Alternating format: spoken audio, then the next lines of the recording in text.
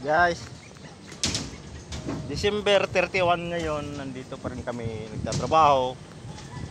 Ito yung mga diehard sa trabaho, yung mga gwapong tao. Hi guys! Hi guys!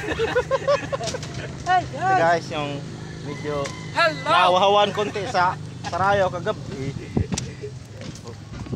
Ngayon, medyo busog-busog na siya kaya nabubulan siya na daw. Hapdi na. Ngayon, mag-half day kami. Pero full day. Pero whole day. Dahil December 31 ngayon.